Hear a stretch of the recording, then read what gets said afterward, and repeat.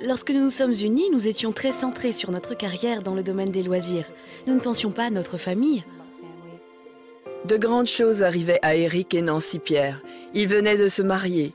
Nancy était enceinte et ils avaient tous deux donné leur cœur au Seigneur. Mais un jour, tout changea, le jour où le bébé devait naître. Je me suis mise à saigner. Je suis allée dans la salle de bain et quelque chose s'est ouvert. Je me rappelle lorsque je suis allé à l'hôpital. Nancy était à l'étage et ma belle-mère est descendue pour me dire que Nancy avait perdu le bébé. Je suis monté, j'ai vu le bébé, puis j'ai commencé à remercier Jésus de m'avoir permis de le voir.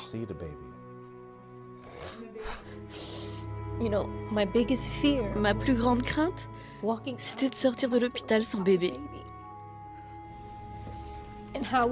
Comment allais-je expliquer cela aux gens?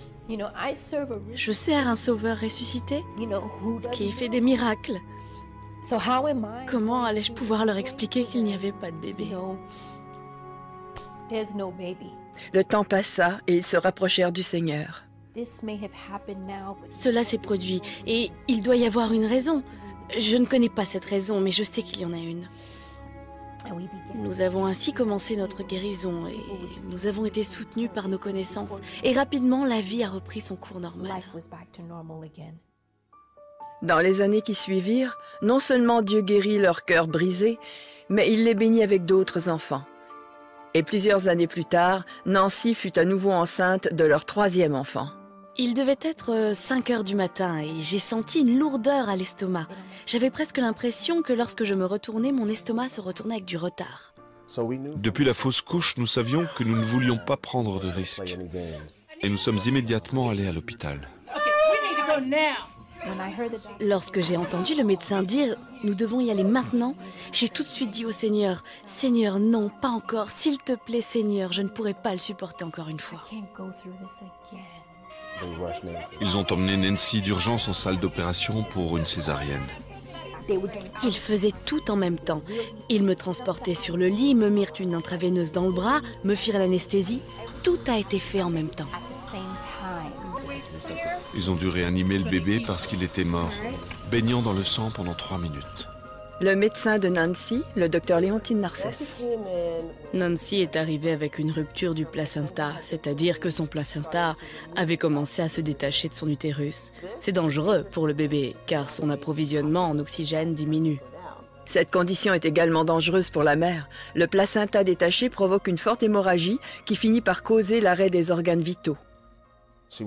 Elle avait un saignement interne.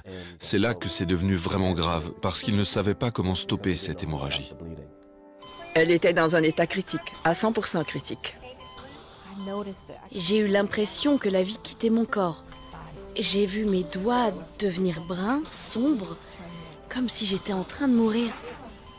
Je savais que j'étais en train de mourir, mais j'étais tellement passive que je ne savais pas réagir ou répondre ou crier.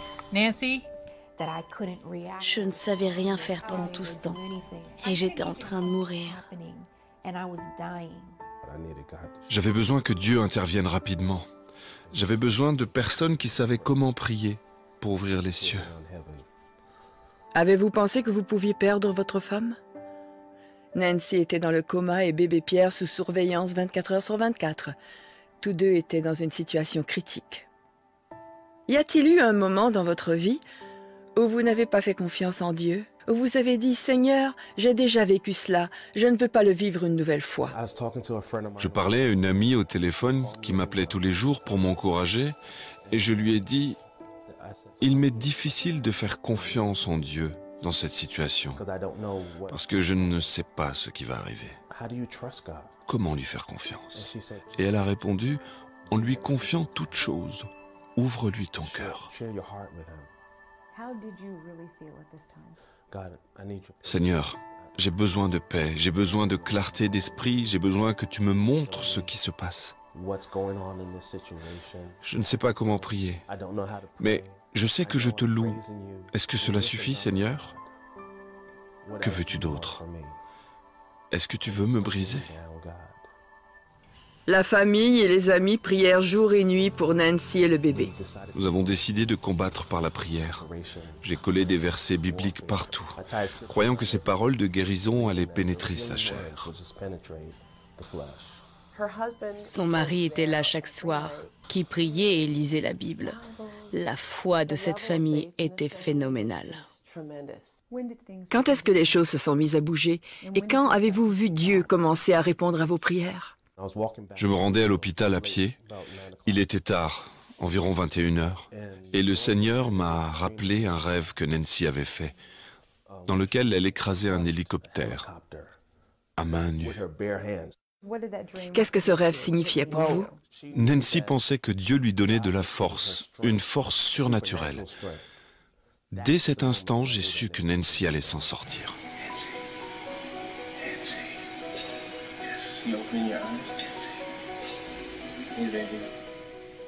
Après 11 jours et des prières incessantes, Nancy se réveilla.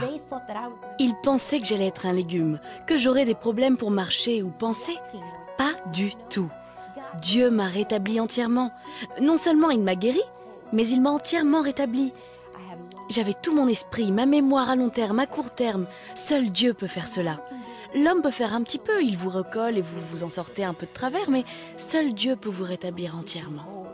En fait, seulement 3 jours après sa sortie du coma, Nancy put quitter l'hôpital. Il n'y a pas eu juste un miracle, il y en a eu 2. Dieu avait miraculeusement guéri leur petite fille également. Ils l'ont évaluée sous toutes les coutures et ils ne purent pas y croire. Ils l'ont pratiquement mise dehors. Votre bébé est plus que normal. Votre fille est même intelligente. Elle peut partir, elle n'a pas besoin de nous. Aujourd'hui, Nancy et Eric ont 4 beaux enfants, dont leur bébé miraculé Naomi, qui est à présent une petite fille de 4 ans pleine de vie. Je veux parler au monde entier de la puissance de guérison de Jésus-Christ. Vous devez comprendre que Dieu existe. Et si nous croyons vraiment dans la parole de Dieu, et si nous croyons que ce qu'il dit est vrai, nous n'aurons aucune difficulté à lui faire confiance à notre sujet. Ah, bon Dieu, tu es grand et tu es bon. Tu es tout-puissant et rien n'est comparable à toi. Toi seul as le dernier mot sur la vie de toutes les créatures. Et rien n'est trop difficile ou impossible à toi.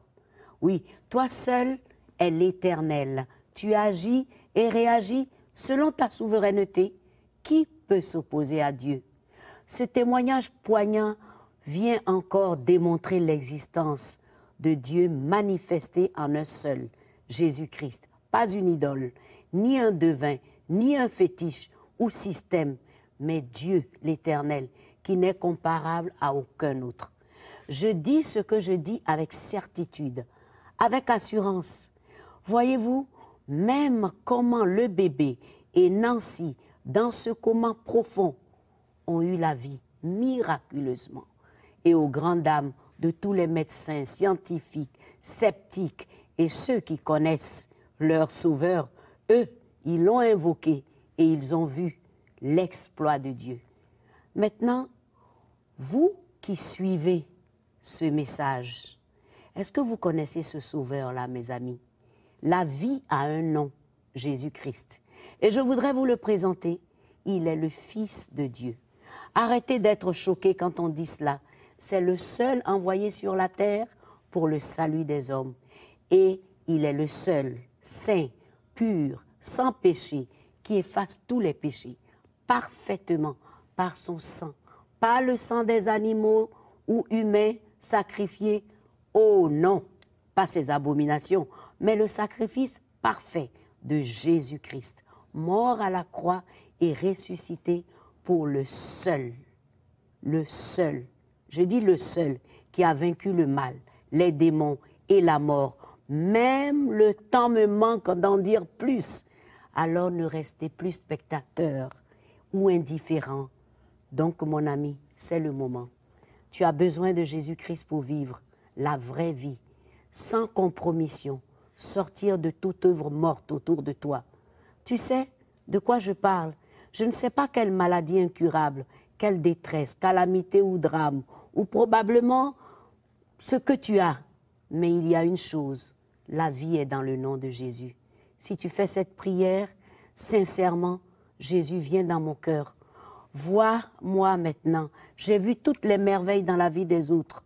J'ai besoin de toi, pardonne mes péchés et reçois-moi. Reçois-moi, je veux être ton enfant.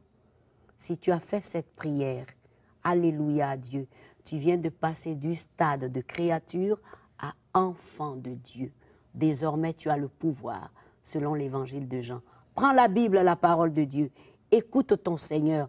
Fréquente une église vivante et vis à jamais. Amen. Que Dieu te bénisse. Merci, Massi. Merci. La vie est dans le Fils. Et ce Fils est là, à ta porte. Ne nous quittez pas. À tout de suite.